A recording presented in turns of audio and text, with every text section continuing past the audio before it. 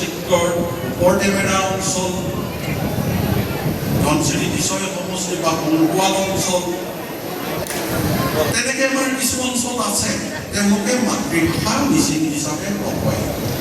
সেইকাৰণে প্ৰথম এই উপখনত এই বিষয়টো বাদ পৰি গৈছিলে যদিও আজি মনো আগন্তুক TMPK MMK মিচিং স্বায়ত্তশাসিত পৰিষদ আজি আলোচনা কৰি মেলি এই মিচিং ভাষা নোকোৱা ধনশিৰি সমষ্টি আৰু ৰঙানদী সমষ্টি তাত আজি আমি প্ৰথমে তেওঁলোককো আমি আজি এক্সট্ৰাকে ক্লাছ কৰি মিচিং ভাষাৰ মাধ্যমত শিক্ষা আহৰণ বা তেওঁলোকক কোচিং দি থকাৰ ব্যৱস্থা কৰা হৈছে।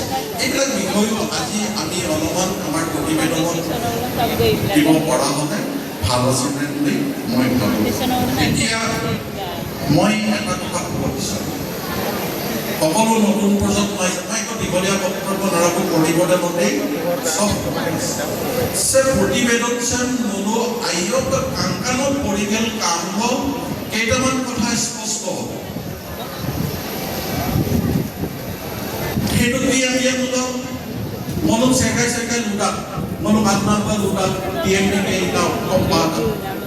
TMPK কি কৰিছে, TMPK আন্দোলন কৰি কি দিব পাৰিছে, মনো কিনবানা আগমকেইদিনে ভালকৈ বুজি নোপোৱাৰ কাৰণে কিছুমান এই প্ৰতিবেদনখন কাংকানৰ মানুহ পঢ়ি গ'ল কাংকানকা ইয়াত উত্তৰটো ওলাই আছে।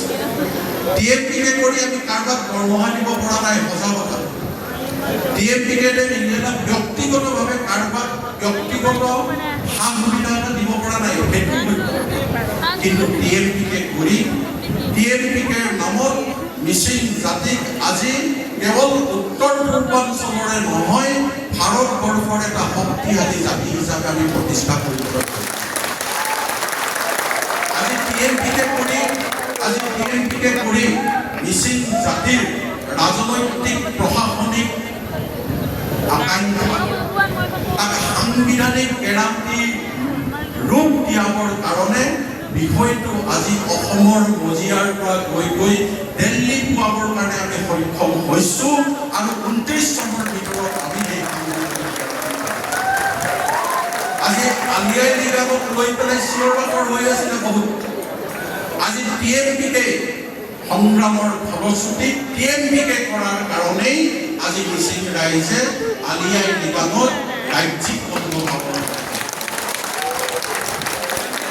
TMPKৰ কাৰণেই আমাক মিৰি বুলি ক'লে মনো অপমান বোধ কৰোঁ। চেকা বিভাগ কলেতো কয় মিৰিয়ে মনোলে কুকুৰ বিভাগ বেছি লাগি যায়, হয়নে নহয়? অৰ্থাৎ অপমানজনক বুলি ভাবোঁ। আজি TMPK কৰাৰ কাৰণেই মিচিং জাতিক ঐক্যবদ্ধ কৰি সংগ্ৰাম কৰিব পৰাৰ কাৰণেই আজি মিৰিৰ সলনি মিচিং হিচাপেও আমি চাৰ্টিফিকেট পাবলৈ গৈ আছোঁ।